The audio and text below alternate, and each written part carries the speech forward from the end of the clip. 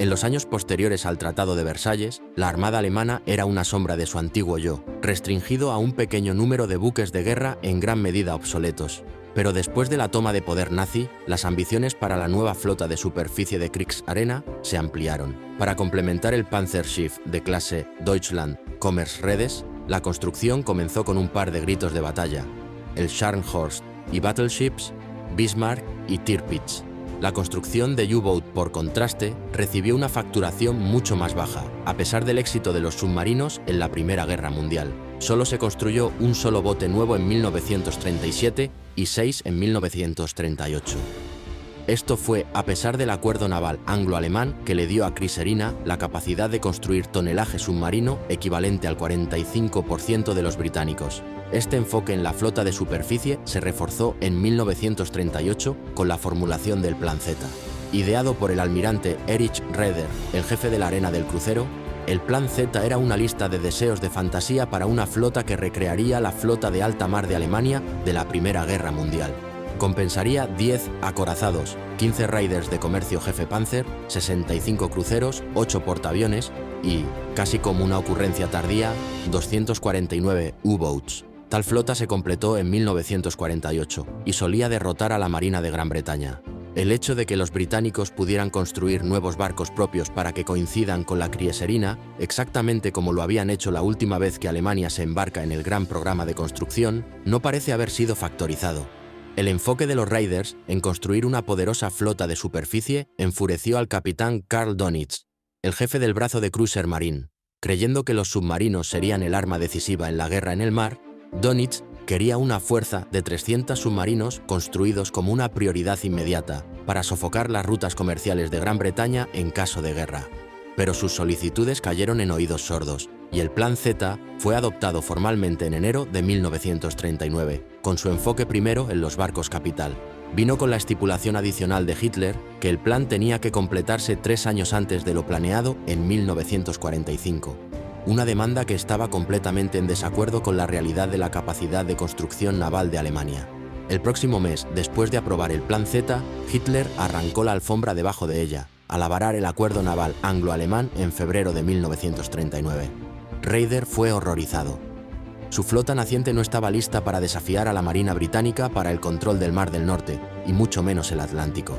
Como resultado, casi tan pronto como se declaró la guerra unos pocos meses después, en septiembre, el Plan Z tuvo que ser desechado. El Kriegsmarine se quedó con una colección de barcos de superficie decentes, pero dramáticamente superados en número, un brazo muy pequeño en submarino y sin estrategia coherente. En septiembre de 1939, Dönitz no tenía más de 46 submarinos, de los cuales solo 22 eran adecuados para el servicio en el Atlántico. Esto significaba que con los períodos de mantenimiento regulares en los que se tenían en cuenta, solo 7 podían implementarse en cualquier momento en las rutas de envío clave de Gran Bretaña. Estaba muy lejos de la armada de los submarinos que Dönitz había pedido. Sin ella, comentó que tendrían que contentarnos con una serie de pinchazos contra el envío británico, no un golpe decisivo. Afortunadamente para Dönitz, si hubiera otra organización en el mundo menos preparada para luchar contra la batalla del Atlántico, era la Royal Navy. A pesar del papel influyente que había desempeñado U-Boats en la Primera Guerra Mundial, la política británica en los años de entreguerras se centró en limitar la construcción de sus rivales, en particular la de Japón. Esto fue logrado por el Tratado Naval de Washington en 1922, que limitó a Japón al 35% del tonelaje total de la Royal Navy. El almirantazgo estaba menos preocupado por la amenaza potencial planteada por los submarinos. Esto se debió a una medida de complacencia después de la derrota integral de los submarinos en la Primera Guerra y una gran cantidad de fe en el desarrollo de conjuntos de sonar ASDIC que comenzaron a ajustarse a los barcos de acompañantes británicos en 1932. Se esperaba que, con el sonar y la cobertura de aire de las portaaviones de los aeronaves, los submarinos alemanes pudieran ser cazados y destruidos agresivamente, lo que ahorraría tener que gastar barcos y hombres escoltando a miles de barcos mercantes en convoy, como se hizo hacia el final de la Guerra Mundial. De mucha mayor preocupación para el almirantazgo fueron los modernos asaltantes de la superficie de Alemania, que se temía que pudieran atacar con impunidad en todo el Atlántico, siendo demasiado rápido para atrapar y demasiado fuerte para destruir. En consecuencia, se desplegó una gran cantidad de barcos para contrarrestar solo 2 acorazados de bolsillo en el otoño de 1939.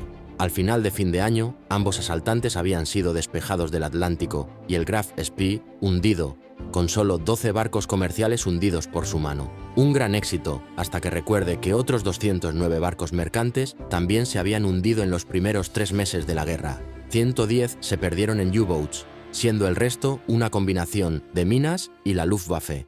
Además de los ataques en los barcos mercantes, la Royal Navy también había perdido el portaaviones Valiente y el acorazado Royal Oak, ambos a los submarinos, y esto fue en un momento en que los Carisarino solo podían desplegar un puñado de submarinos simultáneamente. No es difícil imaginar el nivel de daño que podría haberse hecho si Dernet hubiera tenido incluso 100 U-boats en 1939, y mucho menos los 300 que deseaba.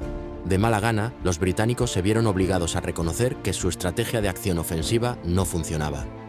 Una y otra vez los barcos que responden a las llamadas de angustia no encontrarían más que restos. Entonces, como en la Primera Guerra Mundial, el almirantazgo comenzó a implementar convoyes organizados, donde el envío comercial estaría acompañado de escoltas capaces de conducir a los submarinos al acecho. El único problema era que la Royal Navy no tenía suficientes escoltas para el trabajo. En 1917, en el apogeo de la amenaza de submarino en la Primera Guerra Mundial, la Royal Navy había mantenido 449 buques para la escolta de convoy en las aguas domésticas. Para 1940, este número había caído a 135. Esto significaba que los convoyes tendrían que navegar con escoltas inadecuadas y ser vulnerables a los ataques de múltiples submarinos. A pesar de esta clara vulnerabilidad británica, los alemanes tardaron en comprar adecuadamente para que la construcción de U-Boat sea una prioridad. Hitler todavía soñaba con una poderosa flota de superficie con el Bismarck y Tirpitz bajo construcción en su centro. El Kriegsmarine presentó un plan en octubre de 1939 para aumentar la producción submarina a 28 barcos al mes, pero esto no llegó a buen término. Verá, tal aumento en la fuerza en el submarino inevitablemente privaría a otras partes de las Fuerzas Armadas alemanas, como la Luftwaffe, de los recursos que necesitaba para cumplir con sus propios planes de producción, y Reichsmarschall Göring logró presionar a Hitler con éxito para proteger los recursos de sus propias fuerzas. Lo que resultó fue la adopción formal de las propuestas de Raeder, pero sin los recursos para hacerla realidad. En lugar de 28 barcos al mes en los primeros 6 meses de 1940, los alemanes lograron apenas 2, solo suficiente para reponer sus pérdidas. Se perdieron oportunidades para traer más potencia de fuego sobre el envío aliado. Por el contrario, los británicos reconocieron la amenaza de que U-Boats planteó y actuó rápidamente para lidiar con su falta de acompañantes. En el programa de 1940 se ordenaron 120 corvettes y 80 nuevos destructores y se obtuvieron 50 viejos destructores de los Estados Unidos como parte del acuerdo de destructores por bases. Una vez que los comerciantes estaban en convoy con mejores escoltas, a los U-Boats les resultó mucho más difícil hundirlos, incluso cuando se disturbios entre esos barcos que aún viajaban sin escolta. De 992 barcos hundidos a nivel mundial en 1940, solo 101 estaban en convoy en la ruta principal dentro y fuera de las Islas Británicas. Esto fue 101 hundido de 17.882 barcos mercantes que hicieron el viaje ese año, una tasa de pérdida de solo 0.6%. Tanto la Royal Navy como el Grecia Arena planearon el tipo de guerra equivocado en el mar. Ambas armadas parecían pensar que el trabajo pesado sería realizado por Surface Ships, un juego de gatos y ratones entre poderosos asaltantes de superficie alemanes y las marinas aliadas. Pero este no fue el caso. Los británicos sobreestimaron la efectividad de la sonda de la guerra temprana, y los alemanes sobreestimaron la utilidad de sus acariciadores de bolsillo.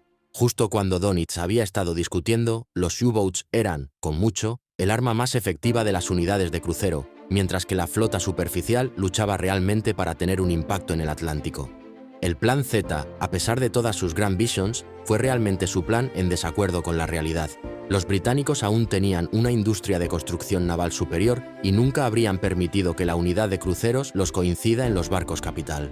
Del mismo modo, el enfoque de la Royal Navy en mantener una fuerte flota de batalla en los años de entreguerras lo había dejado con más de una docena de acorazados, en su mayoría envejecidos, y no suficientes barcos de acompañantes para contrarrestar incluso el puñado de U-Boats que Dönitz estaba desplegando en 1939. Pero pronto se dieron cuenta de su error y empujaron a los escoltas a la parte superior de las prioridades de producción, mientras que los alemanes dudaron, continuando su hábito de antes de la guerra de tomar decisiones que eran caóticas, confundidas y, a veces, contradictorias.